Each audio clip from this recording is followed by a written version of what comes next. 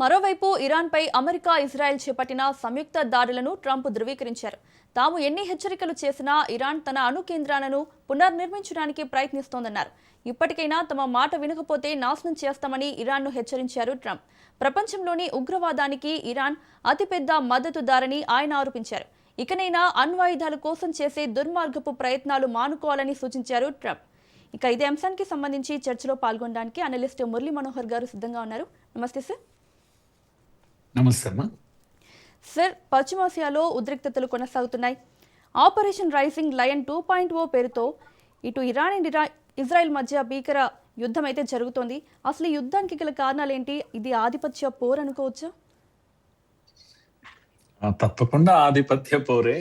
America open గానే చెప్తుంది కదా, మీరు అణ్వాయుధాలు తయారు చేయడానికి వీలు లేదు కాక వీలు లేదు అని చెప్పేసి గట్టి ప్రయత్నం చేస్తుంది. ఒక రకమైన అమెరికా యొక్క ఆధిపత్యమే ఇదంతా కూడా. ఇరాన్ ఇప్పట్లో గతంలోనే మీరు అన్నట్టుగా ఇది రైజింగ్ 2.0 గానే మనం చెప్తాం. ఆపరేషన్ రైజింగ్ లయన్ 2.0 ఎందుకు అని అంటే, మీరు చెప్పినట్టుగా 2025 జూన్లో అప్పుడు ఇజ్రాయెల్ దాడులు ప్రారంభించింది. కంటిన్యూస్ గా సుమారుగా 12 రోజులు ఈ దాడులు జరిగాయి. అమెరికా కూడా చివరకు తాను ఇన్వాల్వ్ కాక తప్పలేదు, తాను కూడా దాడులు చేసింది. అందులో నటాజ్ అణు కేంద్రము బాగా దెబ్బతిన్నది. అలాగే ఫోర్డోలోని అణు కేంద్రం కూడా కొంత దెబ్బతిన్నది. భూగర్భంలో ఉన్నటువంటి అణు కేంద్రము చాలా పవర్ఫుల్ వెపన్స్ తో అమెరికా దాడి చేయడంతో ఇరాన్ కూడా కాస్త కూల్ డౌన్ అయింది. ఆ తర్వాత సరే సంధి కుదిర్చారు. అమెరికా కూడా మళ్ళా సంధి కుదిర్చింది. ఎవరితో? ఇజ్రాయిల్తో ఆగిపోయింది. ఒక రకంగా చెప్పాలంటే ఇరాన్ తగ్గింది అని చెప్పాలి. కాస్త జంకింది, తగ్గింది. ఇంతకన్నా ముందుకు ఎందుకు వెళ్దామని అనుకున్నదో ఏమో. ఆ తర్వాత కూడా నిన్న మొన్నటి వరకు కూడా మనం చూసాం అమెరికాతో కంటిన్యూస్ గా చర్చల్లో ఉంది ఇరాన్.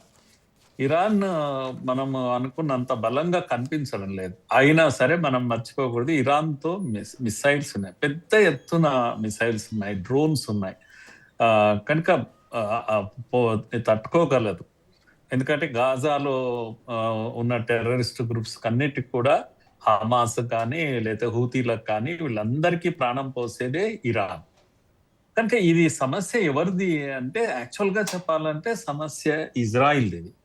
ఎందుకంటే ఇరాన్ యొక్క సప్లైస్ ఉన్నంత కాలం, ఇరాన్ యొక్క సపోర్ట్ ఉన్నంత కాలం, గాజా చుట్టుపక్కల ఈ యొక్క హూతీలు కానీ లేకపోతే వీళ్ళంతా కూడా, ఈ 3 రకాల టెర్రర్ గ్రూప్లు ఎప్పుడు కూడా, హమాస్ కానీ ఇవి ఎప్పుడు కూడా తగ్గవు. ఈ రోజు కూడా హమాస్ నియంత్రించలేకపోయింది ఇంత పెద్ద యుద్ధం చేశాక కూడా ఇది ఇజ్రాయిల్. అందుకని ఇరాన్ గనుక చల్లబడితే, ఇరాన్ గనుక బలహీనం అవుతే అప్పుడు ఇజ్రాయెల్ కూల్ గా ఉంటుంది. ఇరాన్ లో గనుక అణు ఆయుధం తయారైందంటే మొట్టమొదట ఈ భూమి పైన లేకుండా పోయేది ఇజ్రాయెలే. ఇది ఇజ్రాయెల్ కు తెలిసినటువంటి విషయం, అమెరికాకు తెలిసిన విషయం, ప్రపంచానికి అంతా తెలిసినటువంటి విషయం. అయితే ఇప్పుడు ఎందుకు సడన్ గా మళ్ళా ఇజ్రాయెల్ ఈ రోజే కదా ప్రారంభించింది, నిన్న ప్రారంభించింది అనుకుందాం వాళ్ళ దగ్గర. ఎందుకు మరి అమెరికా టాక్స్ జరుగుతుంది, ఇజ్రాయెల్ ఎందుకు ప్రారంభించింది? అమెరికా ఓపెన్ గానే చెప్పింది ఇది జాయింట్ ఆపరేషన్ అని చెప్పేసింది. అంటే అమెరికా సలహా మేరకే ఇజ్రాయెల్ ప్రారంభించింది యుద్ధాన్ని.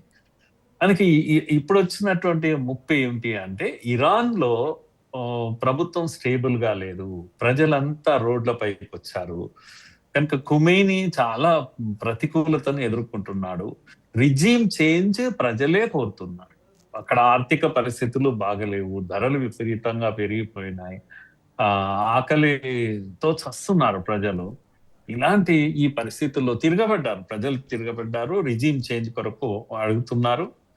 కనుక వాళ్ళ లీడర్ ఇన్ వెయిటింగ్ అని అంటాం కదా, అలాంటి లీడర్ అమెరికాలో ఉన్నాడు. కనుక రీప్లేస్ జరగాలి, ఖుమైనీని కూలదోయాలి, తమ అనుకూల నాయకుడిని తీసుకెళ్లి అక్కడ పెట్టాలి. అమెరికా యొక్క ఉద్దేశం ఇది. దీనికోసం ఇదే సమయం అనుకొని, ఒకటేమో రిజీమ్ చేంజ్ చేస్తే అక్కడ అణ్వాయుధాలు లేకుండా చేయొచ్చు అని. అణ్వాయుధాలు అమెరికాకి ఇప్పటికిప్పుడు వచ్చిన సమస్య కాదు, కానీ ప్రపంచానికి ఎప్పుడు అమెరికా ఒక బూచి చూయిస్తుంది ఏదో ఒకటి. అంతకుముందు వెపన్స్ ఆఫ్ మాస్ డిస్ట్రక్షన్ అని చెప్పేసి ఇరాక్ పైన యుద్ధం చేసిన తీరు మనం చూసాం. ఆ వెపన్స్ ఎన్నడూ బయటపడలేదు. మరి యుద్ధం అంతా ఇరాక్ మొత్తం కూలిపోయినా అక్కడ ఆ వెపన్స్ ఉన్నాయి, మేము వాళ్ళు ఇవ్వడం లేదు, చూపియడం లేదు అని మీరెవరు చూపించడానికి? ప్రతి దేశాన్ని చెక్ చేస్తారా? ప్రతి దేశంలో ఏముందో చెక్ చేస్తారా? అది కనుక ఓ రకంగా ఆధిపత్యం, అమెరికా యొక్క ఆధిపత్యం చాలా స్పష్టంగా కనిపిస్తుంది. ఇప్పుడు అవకాశం కూడా ఆధిపత్యంతో పాటు ఇప్పుడు ఒక అవకాశం ఇరాన్‌లో రిజిమ్ చేంజ్ చేయగలిగేటువంటి గొప్ప అవకాశం. కానీ ఇప్పటికిప్పుడు మీకు మరి రిజిమ్ చేంజ్ అవుతుందా? అంత ఈజీనా? అంటే ఇప్పుడు యుద్ధం ప్రారంభమైతే అయ్యింది గానీ, ఆ అంతం చేయడం మాత్రము ఇప్పుడు అమెరికా చేతిలో ఉండదు.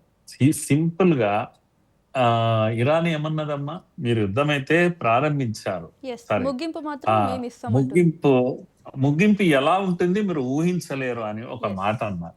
దాని అర్థం ఏంటి అసలు? చాలా అంటే స్ట్రాంగ్. అణ్వాయుధాలు ఉన్నవో ఏమో! అణ్వాయుధాలు ఉన్నవో ఏమో! సడెన్‌గా ఇప్పుడు అణ్వాయుధాలతో ఏ ప్రభుత్వం ఇప్పుడు ఉపయోగించే స్థితిలో లేదు. ఏ దేశం కూడా ఉపయోగించే స్థితి లేదు. కానీ వీళ్ళు అలాంటి వాళ్ళు, తెగింపు ఉన్నటువంటి వాళ్ళు. సడెన్‌గా ఏ క్షణమో వచ్చేసి ఇజ్రాయెల్ పైన ఎక్కడైనా వేసేసింది అంటే ఇంకా ప్రపంచ యుద్ధం ఇది.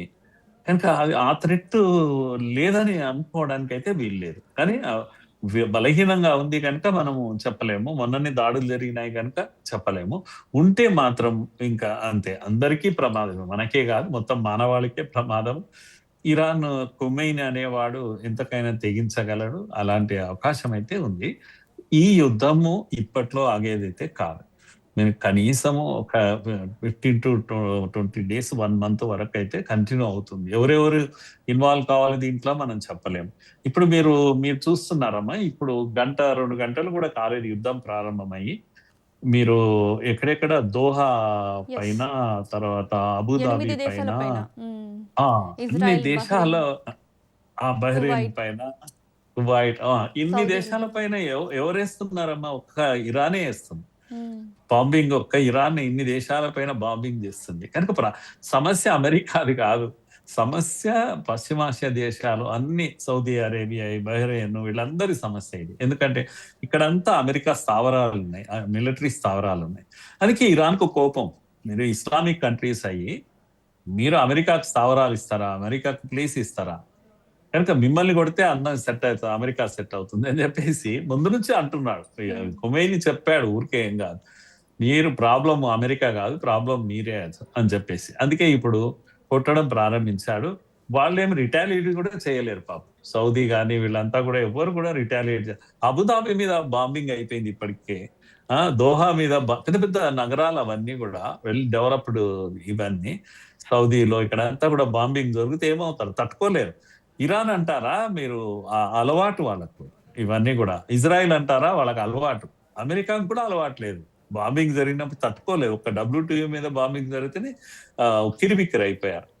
ఇప్పుడు చూడండి, ఇప్పుడు వీళ్ళెవరు తట్టుకోలేరు. సౌదీ పరిగెత్తుకుంటూ వస్తా ఆమె దగ్గర, అయ్యా బాబు ఆపేయండి. ఎందుకంటే వాళ్ళు బ్రతికేదే ఆయిల్ పైన. ఆయిల్ ఎక్స్పోర్ట్ ఆగిపోతుంది. ప్రపంచమే తలాకుతలం అయిపోతుంది ఇప్పుడు ఆయిల్ కనుక ఆగిపోతే. రేపు మాపో జరిగిందంటే మాత్రం ఇది యుద్ధము అమెరికా, ఇజ్రాయెల్ ఇద్దరు కలిసి ఇరాన్ పైన చేస్తున్న దాడులు మాత్రమే అనుకుంటే చాలా పొరపాటు. ఇది మొత్తం ప్రపంచాన్నే ఆర్థికంగా ఏమంటాము అతలాకుతలం చేయగలుగుతుంది ఈ యుద్ధం. ఒకసారి ఆయిల్ సప్లైస్ ఆగిపోయినాయంటే మాత్రం చాలా టఫ్ జాబ్ అవుతుంది. జీవితాలే కష్టం అవుతాయి ప్రపంచవ్యాప్తంగా కూడా. అందుకని ఇది ఈ రోజు ప్రారంభమైంది. సింపుల్ వార్ గా మాత్రం మనం తీసుకోవడానికి వెళ్ళేదమ్మా. సో సీరియస్ ఇష్యూనే అంటారు. Very serious issue. ఇది ఎంత కాలం కంటిన్యూ అవుతే అంత నష్టం జరుగుతుంది. ఖచ్చితంగా అంత అంత నష్టం నష్టం. జరుగుతుంది.